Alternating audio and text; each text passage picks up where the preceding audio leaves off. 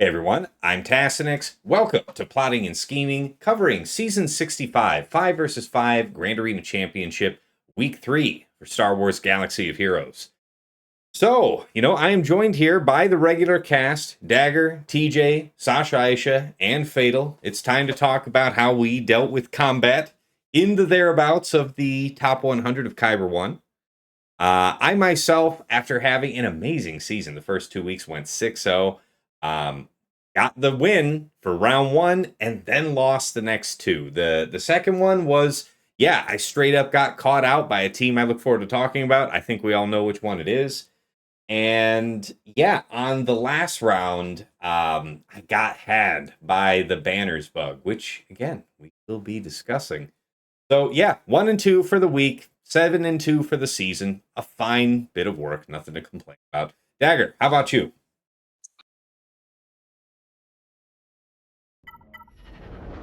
I'm alive, went 3-0. Okay, dig it. I'll take that. DJ. How high have you climbed now, Dagger? With this 3-0? That's pretty awesome. I should be in close to the top 150, if not inside the top 150, starting for 3v3. Very cool. Yeah, I'm back. Hopefully, I'll have more cogent analysis now that I won't have to talk to other people as much, and I can go back into my little hermit hole. Good. Very good. TJ, how about you? How'd the week go? Went 2-1. The team that you talked about, or we'll be talking about, got me, which is fair. It's what it's going to be. And then also, because of what we did, forced my hand, and with the banner bug going on, that made me make decisions that caught me out. But it was against Vexatron, and really good player, man. Been 2 epic battles that we did back and forth. Really respectful, and he has a smaller account, but man, went the distance. Would have been one that I would have definitely wanted to stream again with Tass, as I got called a son of a bitch multiple times because it was such a great fight. And also to the team you're going to talk about, and thanks to Dagger, because I was doing it with the guys we were looking at it. I think we discovered what, in my opinion, is the optimal team for that. To get the most. But either way, like I said, epic battle against Vexatron, nothing but respect. We definitely put everything on the table and really went the distance. Good stuff, man. Sasha, how'd the week go for you? Yeah, not great on the GAC front. I was probably a little under-engaged with the game coming in. I almost didn't sign up for the weekend. I look at it. I'm glad I did. I had a fun couple of matches, but I went 1 and 2. And the only win was a junk win. But I did see some interesting D's set. Learned some stuff. So, which is unusual, I will say, for the last week of the season, and that I appreciated. So, shout out to Rockstar and Aesop, and I'm happy to share that content as we dig in, because I actually did some stuff that I hadn't seen before, So that was my week. All right, that sounds interesting. Fatal, how about you? How'd the week go? Did everything go to plan? It was a weird ass week, man. The week started with, I guess, the tone setter, which is running into a cheater. And it was a slow burn of they appeared to be trying to cover their tracks, and so it was a several hour unfurl of hey, this is fucked, right? This fleet battle looks a little bit off. And then okay, no, this is definitely something. And then, to catch a cheater is actually this is their alt account that they're on somebody else's account. There's actually a file to, here's a screenshot of SLK killing Jabba in 10 seconds with AoE ignoring protection, one-shotting the entire enemy team. So,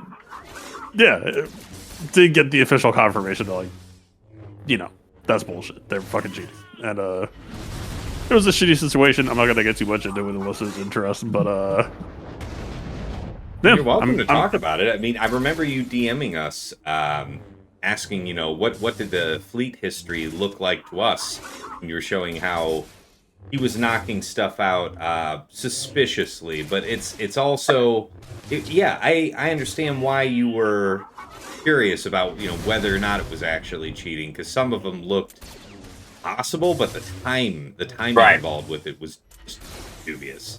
So The only thing I'll say for people who didn't know is the thing that made the situation kind of suck ass. I never heard of this person before, but like it was clear from talking to them and seeing some of the stuff that they were doing, and even like seeing some of their match history. They had a pretty good understanding of the game. And like, I don't know if they were a theory crafter, but apparently they were like in an officer role for the guild doing like TW theory crafting and shit. But it's like the thing I don't get is like, if you've made it that far that you like have an understanding of the game, like there are probably more cheaters in Galaxy Heroes than there are people who understand the game at that point. Like, brother, you did the hard part. Like Right. you have the competitive advantage. Like, I get that his original account was on the smaller end, so like maybe he felt that he couldn't compete or whatever. But like, I don't just a wasted potential. That was. I'm just a fan of your hours-long conversation that you did, only to come up to the Java versus SOK, and it's like he gave you all of the answers under the sun, but then you see this, and it's like, go ahead, provide me your response on how this works out. It's just miracles, right?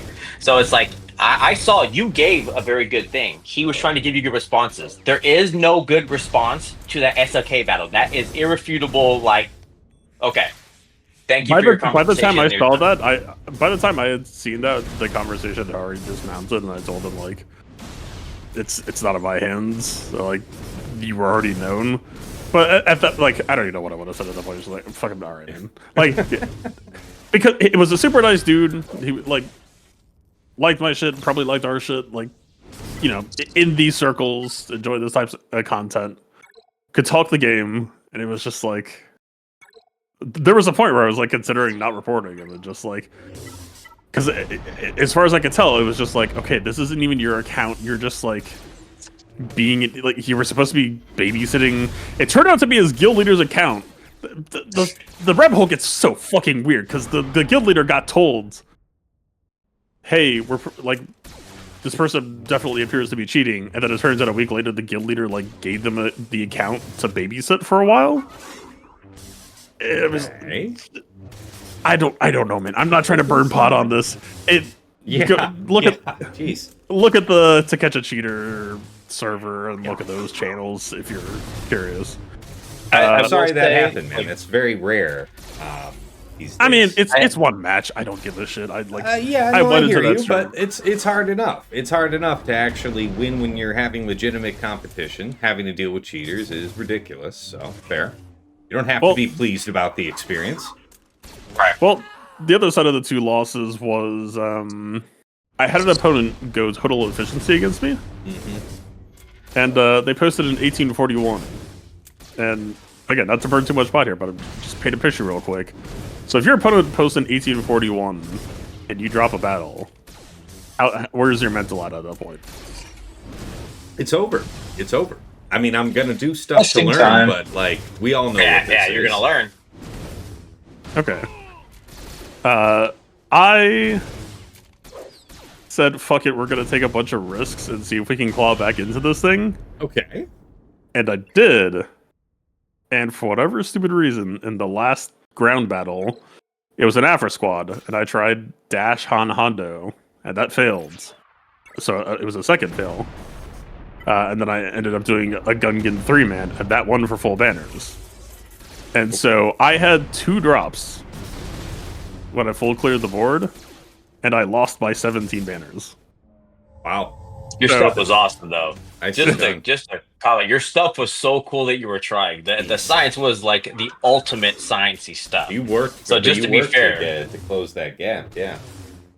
It actually cut, like, not everything worked. Like, there were a couple of fights that I like undersized and then ended up with a 65, which, like, something great, I guess. Wow. I mean, whatever. Hey, man, like, sometimes I guess there will be fights where, like, if you had brought 5-man, they wouldn't have the protection regen, so ending up with a 65 is kind of a win. Maybe that's not as bad as I was jabbing at it for, but... no, it was kind of an interesting proof of concept of, like, I guess a lot of the time I'm in situations where I just need to be risk averse and just, play the 5-man. But it was kind of this interesting thing of like, okay, I have free license to just try pushing shit and see how far I can go. And the reality is, it got there. And I threw the match at the end, and it was actually, I had basically won at that point. I had completed the task, and I just didn't realize it. And so, like, I will admit, when I did the dash on Honda, I was like, in my head, I was like, this is probably going to lose. Mm-hmm. But Yeah. I figured the match was over. I didn't think I was actually in a winning position, and chucked that fucker for minus 20 banners and cost myself the win. But yeah, I mean, if I can drop a match or drop a battle and still be in a winning spot, that's a win in my book. If I threw that shit, I threw that shit. That's not a Fair. I still take that as a win. That's Always my problem lessons with you. learned, so fair. Yeah. All right. Well, guys, we've got a pretty good agenda to dig into. First up, meta-analysis. First topic, the GAC scoring bug. Subtitle, I got bit by it. I want to, in the first time that in a way that actually cost me. You're assuming that everybody's having this disadvantage. Most folks aren't setting their Sith Eternal because he's too effective an answer right now to a number of things. But so, you're trying to avoid the transform if you can, because if you're not already in the know, some folks still don't know about it in detail, and feel free, guys, to embellish anything I forget. But this GAC score banner bug is for ground, any characters who have their unit replaced. For example, JML, when he transforms, he becomes a new unit. Ahsoka Tano, Sith Eternal. The game is counting the replacement of the old unit as a character dying. It's -3 banners for hitting the transform on these guys. And likewise, in Fleet, any unused reinforcements that you don't bring into the fight off of the bench, count as dead units. So that's -3 banners for each. Is there anything else to it, guys? Is there any other way in which you could have had points shaved off? No? Okay. So how it bit me in particular was I was doing Negotiator versus Malevolence. I was fully well aware of this bug before going in. So I brought only Plo Koon. And wouldn't you know, I'm a victim of my own success. We got everybody blown up except Sunfac on red health and then a Vulture droid. And Fives got his turn next. Happened to have a buff, so Sunfac had taunt. I couldn't do basic on the Vulture. I had to hit the Sunfac. Ended the fight. And got my -3. Lost the battle by 1 banner. I was steaming. So, how about you guys? Any fun this week with the GAC scoring bug? Yes. So because of the super team, and I'll wait for her to talk about that. I took a hit where I had lost my fight trying something because I wanted to see if it was going to work. Right? Is there something user error or something else we saw? Got us down to the point where I needed to make sure I was maintaining basically a 64. If I went into ships that way, knowing what he had, because I got to see the fight, it would have been fine. And wouldn't you know it, I got caught by an old school setup because I knew I couldn't take C by himself because if he had to transform, I was going to lose the 3 banners I would need. That was actually a pivotal. So took CLS against the Afro droids with the damage immunity and got caught by the oldest thing in the book that was set up. So on trip, got put to the immunity and I kept removing the turn meter, nothing I could do. So essentially lost the fight right there because of that bug and being able to do that stuff. So I will say yes, doing that stuff like that. Without that bug there, I would have gone a much different way. It definitely impacted everything I was trying to do. Fair. All right. Nobody else got bit this week?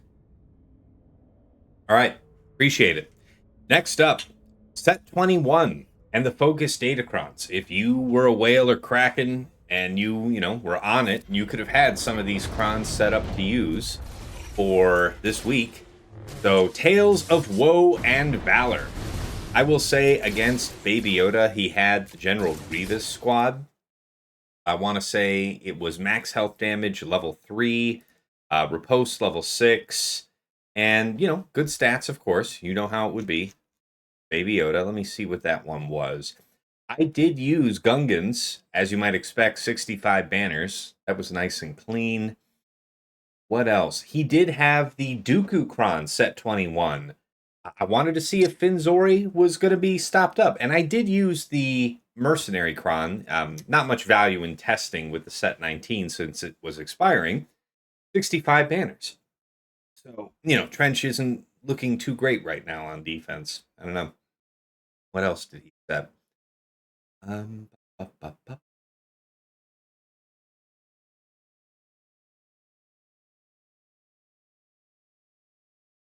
Yeah, no, that was it for me for the new ones.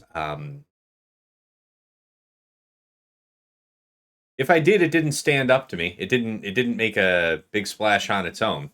How about the rest of you? I'll go to the Valor side of things. And we got to see it. Even against the Smuggler Dodge, Afra, with that doubt, if you got to the doubt section, I really feel like that's how I won that fight against the Jabba. Is the doubt applying saved my butt so many times for that team. And I didn't take anything crazy, right? We just took the setup. I didn't have the full Afra setup so that she could still be hit. It was still the debuffs were coming out, and that got me the window to get the win. And as Dagger said, I played it badly, but obviously we can what we think of Dagger, but I still felt okay.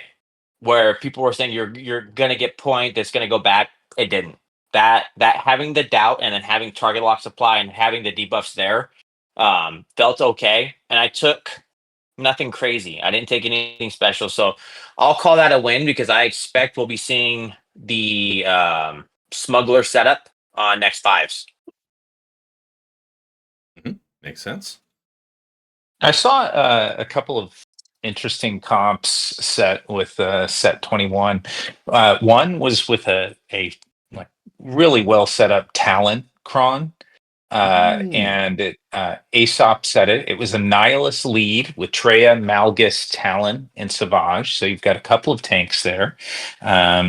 You've got a good amount of fear that's generated with Talon, and you have Nihilus that's like just basically ready to blow the moment that you tap him. So that was a pretty cool squad.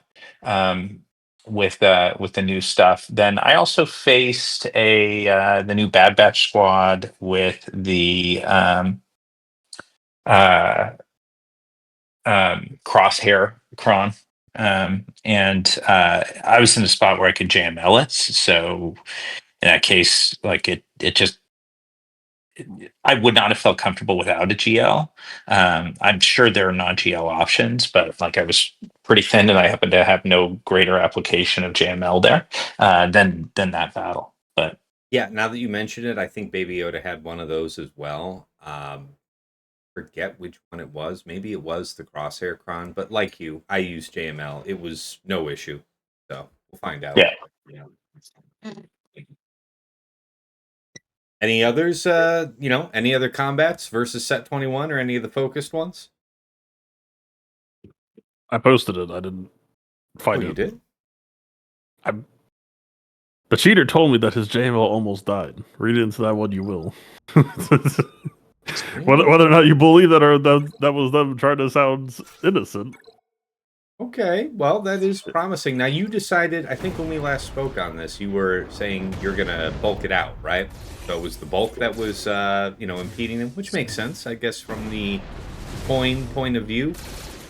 Yeah, just full health stack, Datacron stats plus, like triple health, crosshair primaries, just to, like, I basically just said screw it, like, Batcher 9 is holistically the responsible choice, but if I just assume that they're going to JML it anyway, I might as well just dress for the occasion and, like, try to be a pain in the ass to JML, so...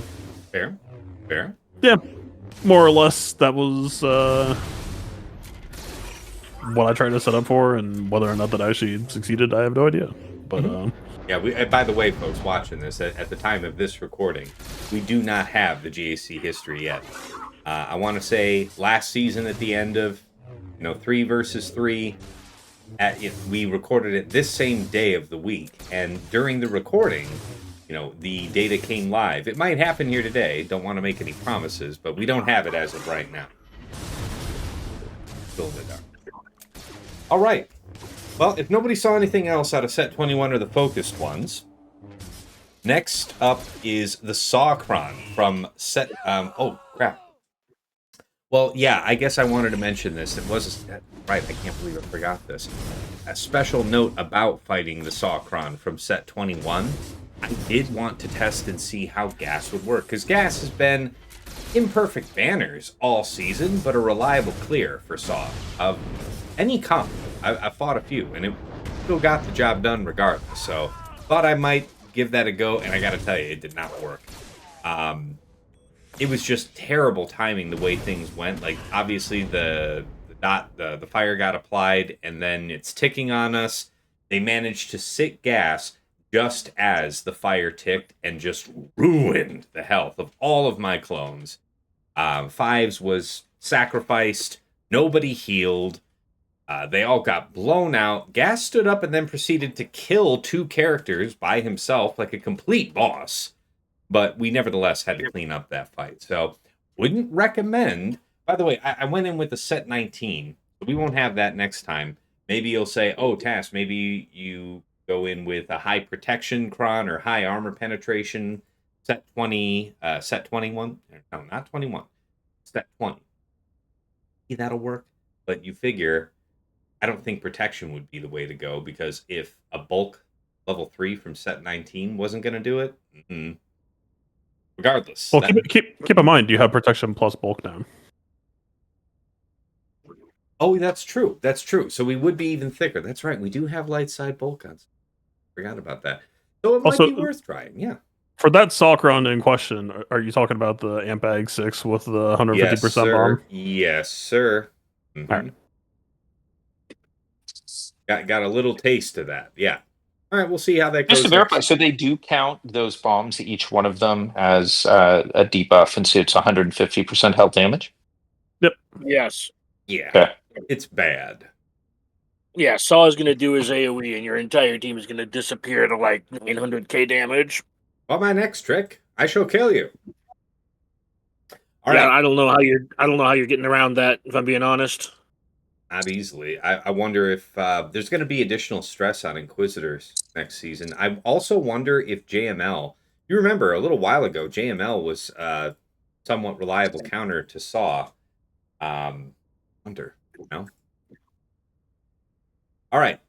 Next item, the team we've all been waiting for to talk about, or at least I have been, is the Ray Super Comp that, I guess some folks had puzzled out in week 2. I didn't see it. I only saw it here in week 3, but it is Ray, Swolo, Exile Ezra, Sana, and I guess there's some debate that's to be had here about who the 5th should be, but in my case, I fought it with Cal, twice.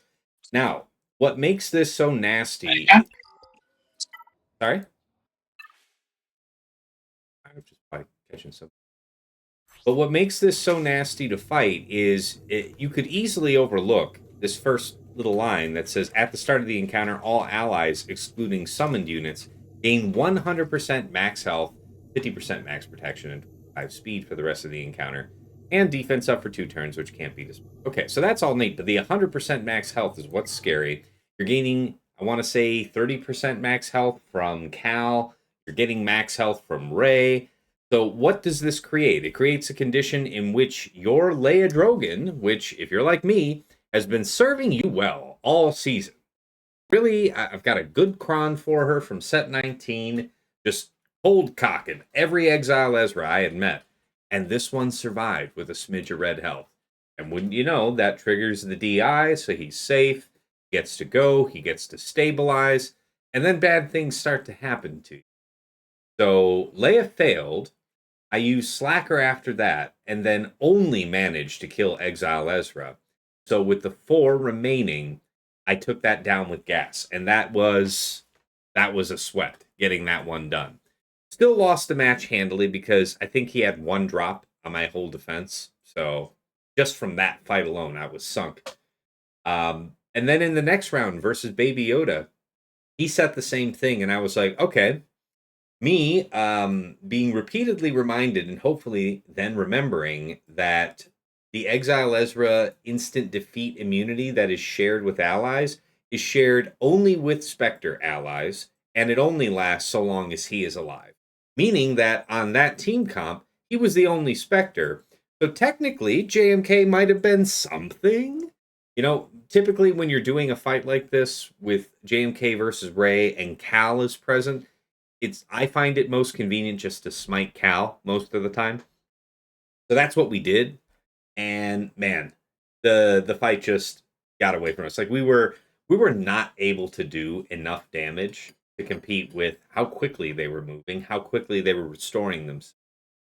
And then in the end, yeah, I had to use something else heavy to get through. I think I used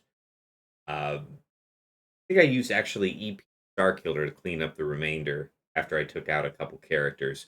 Regardless, that was nasty. So I didn't even attempt Leia on it on that third round of the week. But I have since raised my Drogon's offense significantly. He's like 15.8k. I want to say, some of the best ones are pushing up on 16 in offense primaries. That is with a crit damage triangle. So I'm going to keep tweaking on that here in the off week, trying to polish that one up. I know, TJ, you have a horror story on this one, and then we'll see if anybody else has some. Yeah, I think the horror story, and then honestly, what I feel like is the solution. So it's fighting Vex. He set the same team, and I would put the comparison of he's a thriftier player, so he's still Wales, but the relics were lower than what you were facing, right? But what I will say is Dagger was there. Everybody was there. We were looking at it, and SOK definitely feels like the way to go. You're just going to take a lower banner setup. I know Fatal was okay when you do the modding correctly, and I'll speak to that piece. But what we felt and what we did was, what I feel like is the optimal comp when you're doing the SLK against that team. And Dagger called out Phasma, and to me, adding in the Phasma, so removing red, so it's just Dre, Phasma, Faust, and Hux. That Phasma, and then giving everybody the team up to get in front and continue the fight, I felt like it did really well. And when I've watched the other SLKs, Vex did SLK on mine, getting a 54. I got and pulled back great banners, in my opinion. Talk But to it us about was how you literally executed that fight, though. What was your kill priority? What do you think the points are to successfully completing that? Because, like I said, I tried to hazard my way through it after having to withdraw with Leia, so it was a fresh fight, and I was only really able to kill Exile Ezra before the worst happened. So, how did you go about it? So it was literally how we timed our first initial moves is what I believe got us the point to being able to do all of the crits. It was allow them, so it was the poke, so you didn't get to have your Ezra. Stop the Ezra. That was one of the key pieces. And then it's the turn order, fighting it out, right? So we're gonna do the poke. Then Dagger, I don't know if you remember it or not. We did the third move to Phasma. Instead of doing anything else, it was bringing it back up. And then it was the all-in attack, I believe on Cal, to, again, remove the immunity. Yeah. And then it was poke swipes. It was the all-in with Hux, and then the AoE on Hux and There you go. Phasma's second turn that got you instantly to 3-turn ult, which lets you limp out with everybody alive and like mine. Well, you brought people back, and then except for the whirlwinded one, and you were able to limp That's out. right. With Timing out the hits to bring back the people as well. But as I said, that Phasma really felt like the key to success because all of your team was up and running and in front of what they were doing, and you're stopping the people who are really going to mess you up. Okay. No, I appreciate that. Good to know. All right. Well, how about the rest of you? Any, horror show fights against that particular raid comp? Anything you wanted to share? I did run into it like 2 or 3 times, but it was a funny season, man. So I saw what you were doing. Yeah, tell the folks about the work you put in to that. Yeah, in particular, the Star Killer, right? That was incredible to see. Let's hear about that. Yeah, so I put a lot of work into the season defensively, and I got some really good results defensively, but my offense was kind of winging it in a season that was not hospitable to winging it. And I kept on jamming Starkill against Ray, and it just wasn't really working. But I just kept jamming it because it wasn't really unplayable. Like, the door wasn't getting slammed on me. It was just like, yeah, I don't know. It was just like, man, Ben went first. I got TM removed. That fucking sucks. I'm like playing from behind now. So week 3, I was just like, all right, what am I even doing here? Like, what am I doing with my Star Killer? Like, I had him on super fast offense set mods, and I'm like, look, man, like just stop lying to yourself. Like, just put the Star Killer on speed set. You like when he takes turns. You just want him to go first. Just fuck it, right? Like, because I still have the Mara 1-speed under Star Killer too, and it was just like, look, just it's what it is. Just do the thing. And so yeah, I put him at like 341 speed, Mara 340, so I could go first. And then coincidentally, at the same time, everyone hopped onto the Sana hype train, and that shit is like god awful against Starkiller. It does pretty much nothing. So yeah, I had a watching pretty you do comfortable it, week. you manhandled.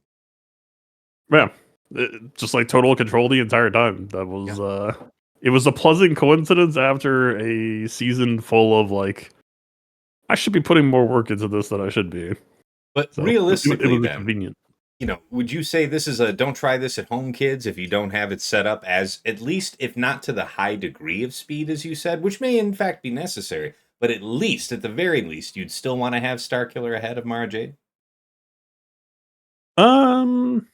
It's really just about strategic flexibility that, like, you'll fight mix-ups with GK, you'll fight mix-ups with Ezra, and the way to approach it is just to look at, okay, what are they doing, and then what tools do I have to counteract it? So, like, there are some times where it's like, I actually started going, like, Starkiller basic opener, because it's like, okay, it's a little bit suboptimal to have Starkiller before Mara here, but I want the foresight to pop, so I would go basic opener just to let Mara do her thing, and then I'm just playing with like a fairly normal setup. But Mara would get free reign. I'm not going to tell you that, like, as I just said, like, there are some times where, like, yeah, having Starkiller fastest is kind of a bummer, but fundamentally, the downside to having him faster sometimes is way better than just fighting a Ezra. And like, well, that's just 5 foresights. My Mara just doesn't exist anymore. I can juice the opener a little bit to counteract for Starkiller going first. As far as I'm aware, you can't like improv your way out of my Mara does nothing turn 1. So Fair. I mean, the Starkiller modding wasn't all that exceptional. I just I tossed on whatever percent offense secondaries that I had to just like try. Well, the irony here was my offense sets that I was doing were so bad. It was just so speed focused that I actually gained a little bit of offense back from switching over to speed sets, because it's like, yeah, you actually have some proper secondaries again. You're not just selling your soul to try to like, well, it's a 28 speed mod with some flat protection and flat defense, I guess. Like, yeah. All right. Well, hey, yeah, that was an exciting fight to see, and I'll be thinking about that. I'll be thinking about. You're still swearing by the accuracy arrow on Mara, right? Yeah, it's just good principle. You don't want to get Ezra dodge, so accuracy arrow, try to offset it. Fair. Very fair. Yeah, something for me to think about here.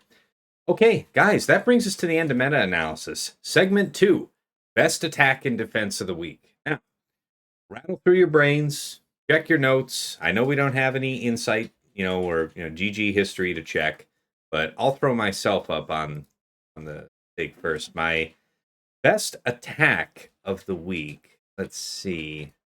I mean, learning about the Ray thing, I think we've already covered. See if there's something that jumped out. Oh, yeah. I remember early in the season, I was saying for a lot of the time, not having B2 with Afra felt okay. For the longest time, it was IG-88 and Darth Vader. I've definitely weakened up Darth Vader's mods over time, and that is something I'm going to be working on as well.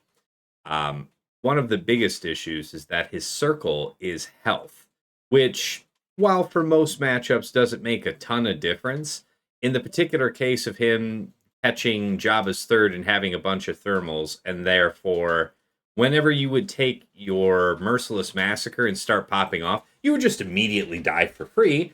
And of course, you can't, there's nothing to revive you.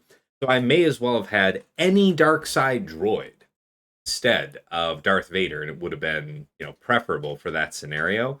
I can mitigate that by having a protection circle, try to minimize health, so on and so forth. But I felt like I was humbled this season because I set GG once on defense, with B2, of course, and didn't have it for my Afra. I substituted with IPD, was not enough, man. I really missed B2. So for all that talk about how I've really just not been needing him, I missed him. And I brought him back in for the third round, and he was exceptional, Fun fact, the one time I lost that fight, it was with B2. Do you think that's probably not because you had B2, but because you didn't have someone else? It was almost exclusively because I had B2 and he did no damage. Well, he's mostly there for buff immunity for me. So what? What was the expectation? Was it his fault for the? Are we talking about Africa's Jabba? Yeah. Is it his fault for not doing damage, or you just need better BT1 mods? No, you just take the Afrocron and then you just don't have to worry. You can just ignore taunt. Oh, sure, but we're talking about what we did in this last week. You weren't running that, right? Yeah, I had it this week. I just forgot to use it. Oh, yeah, God, that's terrible, shameful. Yeah, well, all right. I'm just saying. What I'm saying is, you don't need B2 if you have the Afrocron, and then you just ignore taunt. That's savvy. That's actually a savvy point for anybody who sprung for the Focus Datacron. Spoiler: I did. I will be using it myself. Yeah. Yeah, that's a fair observation. But here for this last week, I didn't have Afrocron. And yes, Fatal, to your point, my BT1 does need to be revisited because he's currently faster than 000, and that needs to be remedied pretty quickly. That's never been an issue for me personally. Doesn't Afro Datacron very, very specifically reward BT1 over 000? It does specifically give him protection up and turn meter from what condition? Hold on. Let's pull it up. It's 000. Yeah. 000. While BT1 is active, 000 is immune to daze and stun. Whenever 000 damages a target locked enemy, he gains 100%. He gains protection up, 100% stacking for 2 turns, 50% turn meter, and inflicts protection disruption for 2 turns, which can't be resisted. Yep. You would think this would be ruinous to Kursan, yeah? Yeah, and what I'm saying is this is a bonus to 000, not BT1. So I do need to revisit BT1's mods, because for some reason I have my BT1 at like 335 or something, and my 000 is at like 310 or something. So I need to actually put my BT1 back in like a really good offense set, because for some reason the bot put him in a speed set.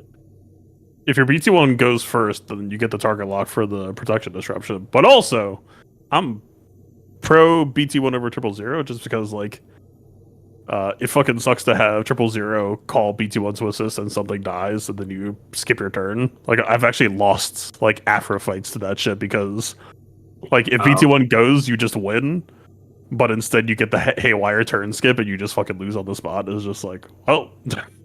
Well, I find that to be an issue for other applications of Afra, but generally not against Java, right? Because you're not really one-shotting Kursan. Well, especially with okay, so if you have like the buffs on basic level 3, like I understand that the Afra Datacron does not have that, but let's just pretend like this is the previous set where you had buffs on basic.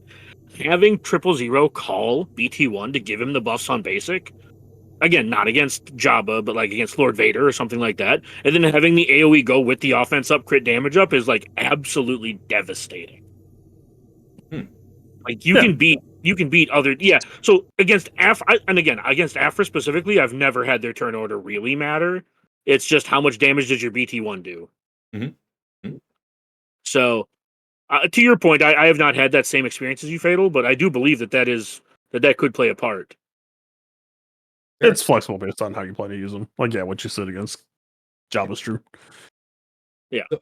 Defensive. So that, that lesson about Afra, which I guess to Dagger's point, I won't have to sweat about it the same way now that I do have the Afra Datacron. But that was my lesson on attack. And then defensively, just want to give a shout out to one of my patrons, Striker, who proposed that I try Bam, Sana, either L3 or Zalbar. I went with Zalbar. And then Maul Lord Vader. And against Zid in round 2, that was in fact the only hold I had.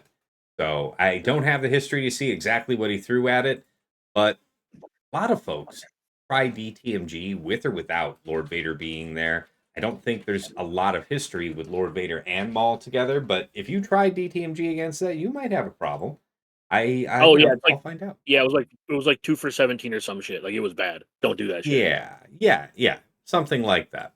So that's it for me. Dagger, what you got? Best attack, best defense. Oh, Piggy with Jabba. Yeah, tell us about it. Lots of fun. So turns out Chrysanthemum doesn't matter for most of the fights you're taking Jabba against. That includes that Sana Lord Vader team. Dig that. Yeah. Okay. So that way, that gives you Chrysanthemum for your Afro team as long as you have the Datacron. And Piggy holds that shit down with Cad Bane. Dig that. Because it's basically instant contract, and then Piggy's like, "Hi, I'm in DI. Fuck you." Okay. So best attack. How about a defense? Anything stand out for you? No, I switched to that Sana team on defense, the Sana Lord Vader Maul, and it was just okay. No noteworthy holds all week.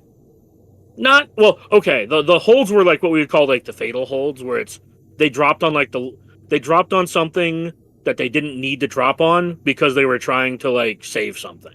Because we talked about like how the defense I set was relatively stalwart, and I wouldn't say any one thing dropped because it was like, oh my god, I did something clever. It was, oh, my opponent tried to do gas cracks versus my queen and got blown out by something or another and couldn't quite close it out, and they had to clean up like something because they didn't know Saw existed. Or what was it? There was one where they tried JML versus SOK because they tried to go cheap because they put SOK up front. Okay. Shit like that. It's one of those things where like they made their bed. It wasn't like, oh my god, I did something clever. No, I appreciate that. All right. TJ, how about you? Your favorite attack and defense of the week? The attack, the fun one was honestly the Africron. That was a lot of fun. Played it out. I took the B2, but it's like I said, even with the smuggler dodge, it was nice. I had a lot of fun with it.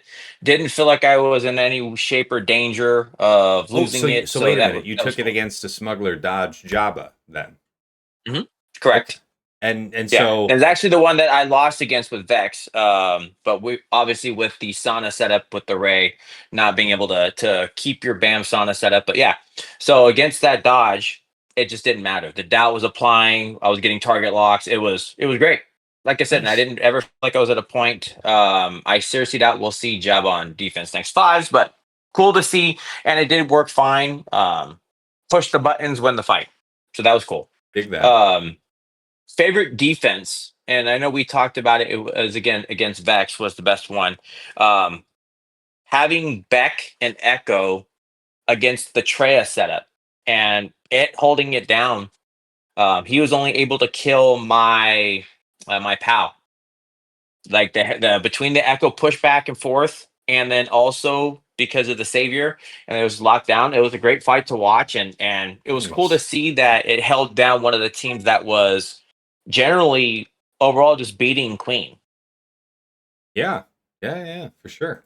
Nice, good tech in there. Yeah, I ran Echo Cam. That sometimes it worked against Treyas. Right.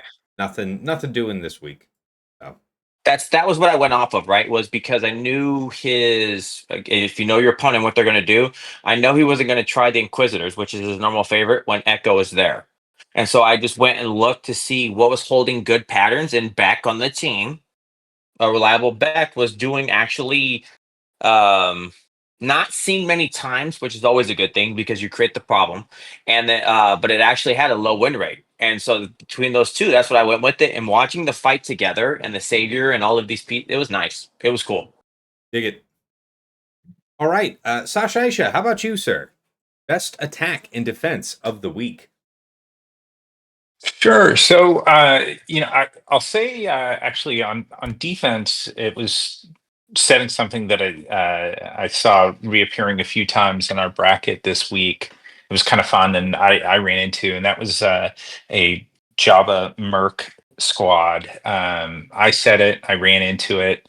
I actually had intended to bring something against it and save something for it, but then scratch those plans. But that's um, what I said, and what I tended to see was a Java, Bausch, and then L337, Vandor, and Nest. And the issue with it is you've got to be able to target and hit them, and it at least sort of throws a little bit of a wrench in the works. It's going to be irrelevant with the Africron out there where there's unresistible doubt. So you land the debuffs, but without doing that, it makes it a little more complicated. And in terms of attack, what I had planned on, so my last match of the week was against Aesop, as usual, and I actually held LV Oppo as a squad because I wanted to see it on offense, and I was curious to try it. And I figured there's a decent shot he would set that Java squad, and I thought it would steamroll it. I ended up wanting to test LV on something else, so I didn't use it. And as it turned out, what I used was DTMG against that Java Merc thing. And it actually did surprisingly well. It got it down to, I think, just Java, or maybe it's Java and L3. But it killed the sides, and it was relatively cheap, and it was a messy match. So I kind of felt like it was probably a better call to go cheaper, and I was curious on it. Then yeah, and that was one I did set on D. But like on attack, actually, what I want to call out is it's less about my attack, but it was, I think, a really fun defense that that Aesop set, and it was Riva, SK, Cal, Barris, and Malik. And just a neat mix. Riva's GAC Ami, like including the death mark aspect of it, is still active. So you throw a squad out there, and it before you know it, you've got a bunch of death marks because you've been cleansing. It Malik does yeah, he's just a general nuisance that he is. But one of the things he does is prevents any turn meter gain by other Sith. So like forget an EPMJSK counter to it. It was just I thought a really cool comp. I can't even remember what I ended up throwing at that. It might have been like might have been Riva or Trey or something. But it was just it was a defense that I very well may steal at some point, because it was just a cool creative mixture of stuff, utilizing SK, and yeah, it takes out your Inquisitors and your Malik. But yeah, it was one I liked and was worth noting. So hats off to Aesop on that one. Nice. Oh, appreciate that. Fatal, how about you? Your favorite attack, and of course, your favorite defense. I don't know. It was kind of like Gungan 67 undersizing Afro is kind of neat. Like I got to Zori, Trey LV. Nice. Well, how did that come out for you? I know that's usually bumpy banners wise, but you can recover banners later in the fight. How did it go for you? I think I got like a 63 or 64 or something. I think it was Nice. a 64. Yeah, that's fantastic. Wow. I don't know. It's just light side preload does do a decent amount of like making that pretty easy to just like stay in total control since you get a little bit ahead. I don't think they did dark side preload, and that difference kind of, I don't know. I think I still probably could have won, but it certainly helps. But also, it's the constant push and pull between whether or not you want to be on Trey lead or Savage lead for exactly situations like this. Or even if you're not on dark side preload, maybe you go Savage lead to catch up a bit on TM. And then yeah, I mean defensively, obviously the week was a little bit hamstrung, but just like I would just say the course of the season, my front wall was kind of just where all the fun happened for the most part, and it was always Padme Abdallah It was, I mean, Bad Batch got some decent action, but they were pretty much always the JML magnet. I'm trying to remember. I'm drawing a blank on whoever the. Hang on, I'm pulling my GAC board so I can see who the fuck it was.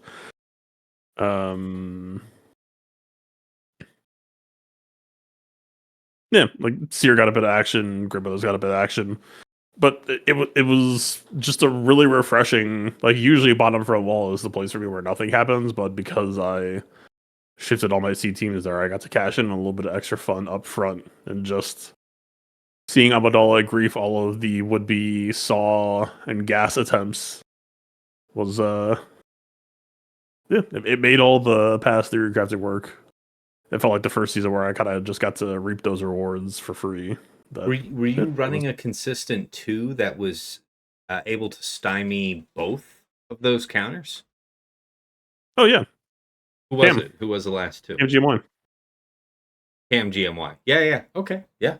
No, I definitely had run that at different points in the season. Believe that. Yeah, I just gave GMY duplicate, or my best second copy of the Master Qui-Gon style damage mods, because effectively they're the same thing. They're both like high damage supports, with dog shit crit chance. Yes, it is true. It is true. Yeah, special damage dealer. That. No, that's a good one. Queen has been a moneymaker for me this season. Really love it. I think most opponents who were setting it, I was able to get it done just fine with Saw. I was running Saw, Luthen, Kyle, Baze, Krex, and yeah, just timing to use the Dispel from Baze until just after Queen takes that turn and buffs everybody up, causes everybody to become buffed up. Yeah, that is just poetry. Yeah. So yeah, it's very much you got what you paid for with that squad, investment wise. True. Yeah. Anybody who saved it on offense against me was punished for doing that. So yeah, I enjoyed having that one set down. All right, guys, we have made it to the final segment. Takeaways and final thoughts. So this season, the end of this season, is the end of set 19. So that was Ufus, Imperial Troopers. Who else? Rebels. There was Rebels on that cron. So, as always, a lot of your reliable teams for whichever application, offensive, defensive, need to be reviewed. Think about which new crons you're going to be taking between set 20 and set 21. But guys, I guess we'll probably start here with me. My takeaway was, yeah, I needed to keep on pushing the offense on my Drogon. Leia was an amazing counter all season, and all during the life of the set 19 Cron. That powerful combination of offense and resistance penetration made Drogon very effective. We can compensate from the new Crons, so I'll be looking at that, but definitely don't want to get caught out by that massive health stack again. Aside from that, yeah, I actually had amazing matches this season. I fought real heavy players, I fought creative players, I fought efficiency players, and my lesson was just to. I was rewarded for persevering this last year, clawing and scraping my way back to being a competitor in the top bracket. I think I'm probably in bracket 2 because I went 1 and 2, and maybe with some Erodiums getting flooded in, it could be as bad as bracket 3, but still, I'm in the neighborhood. All right, and I'm happy for that. So I've got to just review all the things that I was setting up with set 19, have an adequate replacement, and then I think I'll be okay there. Dagger, how about you? Your takeaways, your final thoughts, your final words for the people. Yeah, this was a fun season. I think if you could bottle up this type of GAC and just find a way to repeatedly give it to us, it would be good. Right? This was one of those where week 1 was a puzzle. Once you figured out the puzzle, there was like stage 2, right? It was almost like a TB battle, right? Where there was a couple of waves. Where by week 3 things still felt interesting and new, I was able to use multiple different teams against multiple different teams. So I had like flexible counters. There were some cheap counters discovered this season. Yeah, I really enjoyed this, and I look forward to hopefully having a very similar 5v5 next time. And to what Fatal said earlier about the Sana team, I'm less concerned about Ray if you're voluntarily not putting like bulk on Ray. I'm far less concerned about what you're doing with her. And the Sonicron is like, okay, cool. There's no level 3 bulk. Yeah, you're saying So with the set 21 having both the bulk level 3 and health available on the stat, you didn't anticipate running into a lot of Ray Sana next time. and if I do, like I'm not gonna like go so far as to like thank my opponent, but man, it's hard to one shot an Ezra with a bulk level 3. I don't think it's all that difficult to one shot an Ezra with no bulk level 3. Sure. Again, as somebody who has like the 15.5k offense on their Drogon, but man, takeaways are rough because like my brain's already transitioned to 3v3 at this point because last 3v3 season week 1 was so much fun. So I'm already kind of looking forward to that. I know we're going to do the in-between one. So I'm just saying it's hard for me to try to like remember my takeaways because it was just fun. I just had fun this season. I used what I wanted versus what I wanted. And thankfully those kind of lined up because almost everything had multiple counters. And I think there was every time I looked at my opponents and what I thought they were going to set, there was going to be like 2 teams where I'm like, all right, I have to use X or Y versus that. And then everything else was like, oh, cool, you set a job. I have like 5 options. What do I want to do? Oh, you set, Queen. I have 3 options. What do I want to do? And I really like those seasons because you can kind of, play the way you want to play and not really get punished. And it afforded me a lot of defense, having all of these flexible teams on offense. So here's hoping to the next season being similar. Here. It was a great season. DJ, how about you? Your lessons learned for this season, what you're looking forward to next time we come around, your final thoughts for the folks at home.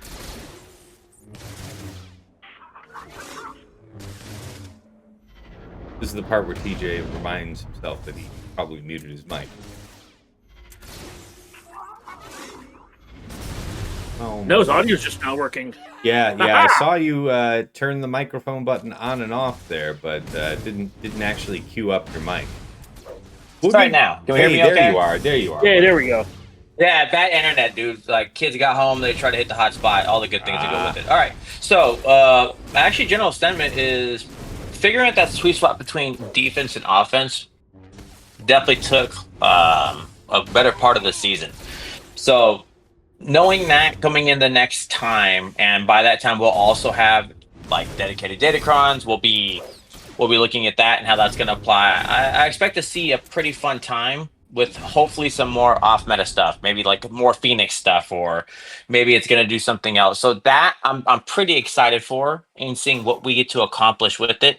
This Datacron set now is wild and is wide. I think you got to look at your setup with ASOP. There's a lot going on with this set in terms of bulk, in terms of other pieces. Super Saiyan is more 3s, but I'm excited to see where it gets to be. And if we get to play more of the off-meta game versus there's just the... Sorry. This is it. It's set. We're safe, and that's out. That's where I'll sit at for now. Super Saiyan. I just got that. That was good. Took me a sec. That was good.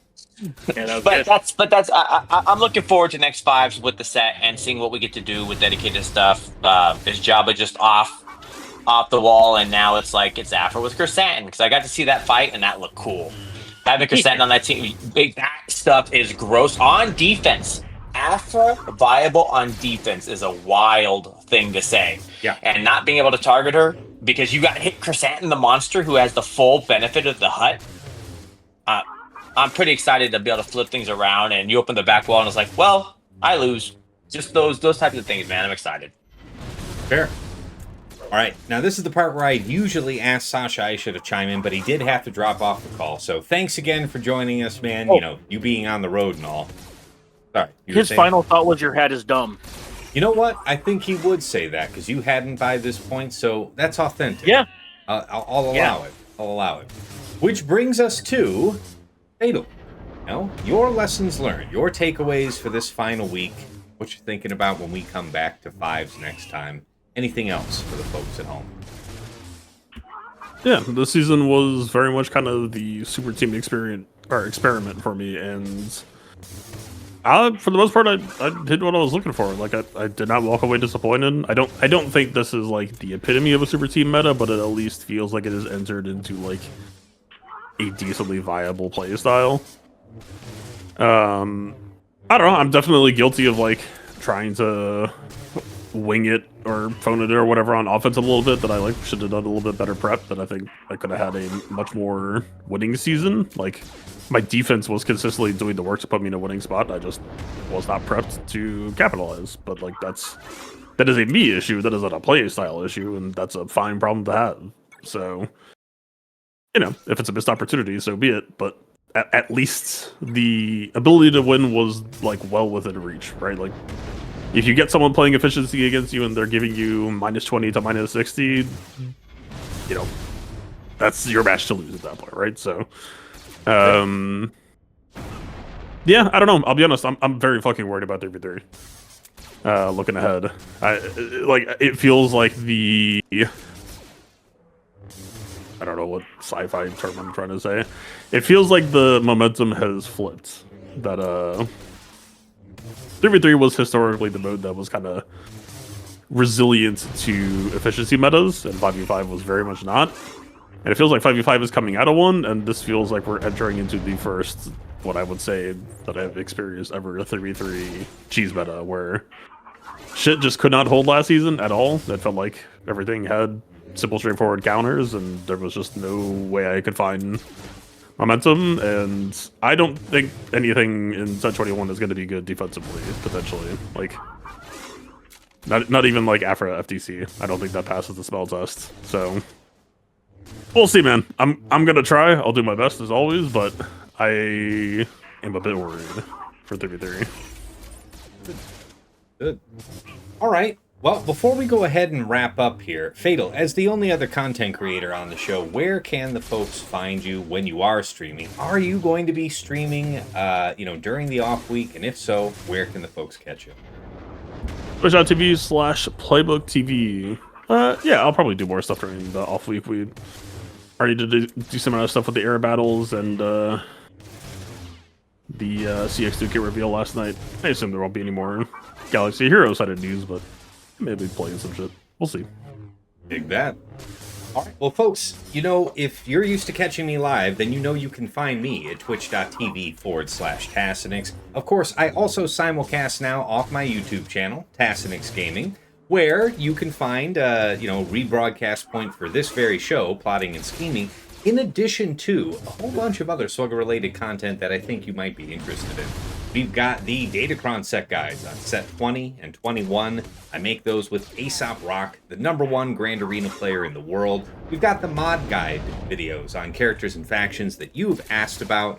Recent and needing to be somewhat, spruced up. Omicron tier list for Grand Arena. The how-to mod videos, a whole bunch of stuff. Check it out.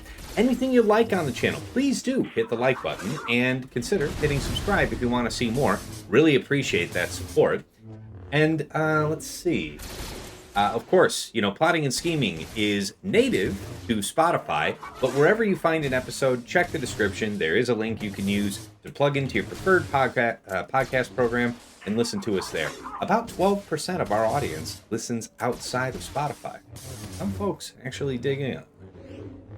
Aside from all of that, if you have enjoyed everything, if you want to support the stream above and beyond the like and subscribe, there are a few methods of doing that. I do have a Cash App that is $Tassinix. My PayPal is tassinix@gmail.com. But if you want to get some enhanced scouting power with the aid of bots, if you want to have early access to some of my content, and if you want to just be on the inside track with everything I'm doing, thinking with Grand Arena-wise, you'll have to check out my Patreon. Patreon.com/Tassinix. For any upwardly mobile Grand Arena player, there is something there of interest to you.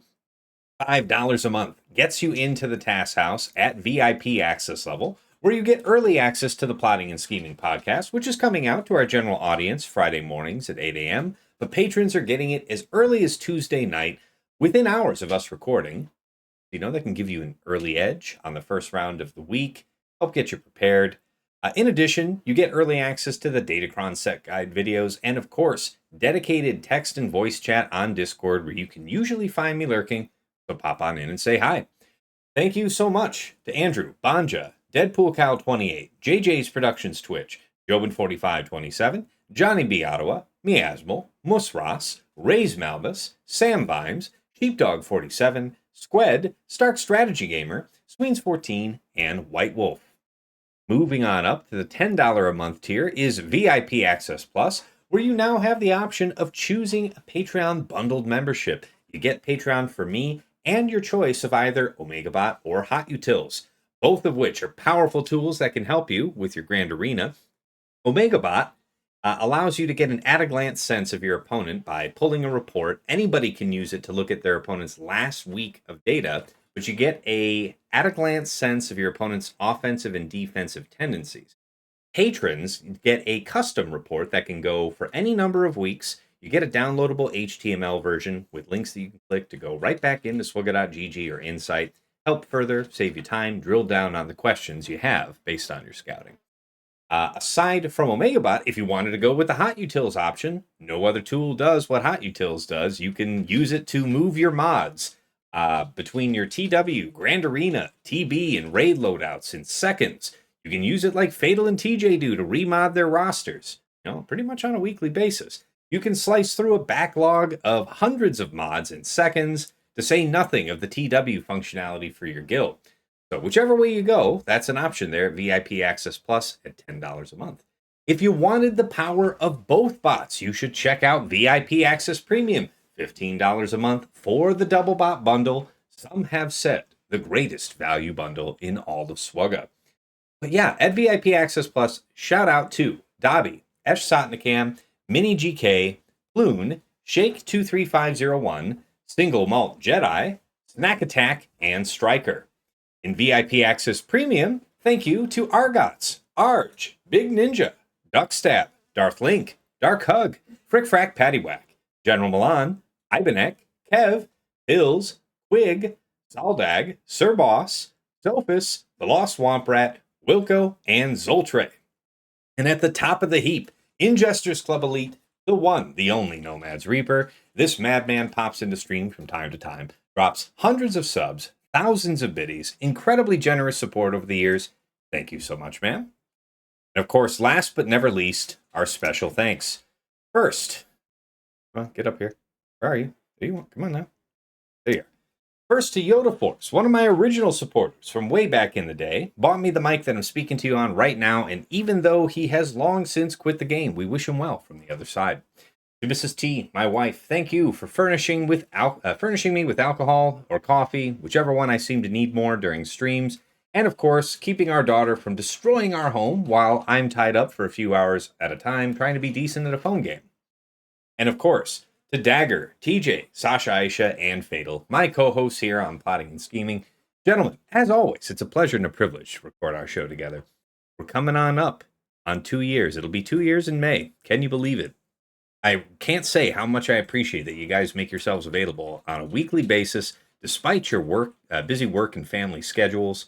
I learn from you guys every week. Hopefully the feeling is mutual from time to time, but regardless, our community learns a lot from us. Many questions, lots of engagement, a lot of buzz around the show, and I have you guys to thank for making it a conversation worth hearing. Thank you so much. All right, moving back over to the main scene, that closes out this 5 versus 5 season. Stay tuned. Next week, we'll have the preview episode going into season 66, 3 versus 3. So check that out and get prepared. But until next time, it's been real. It's been awesome. Been real awesome. Take care.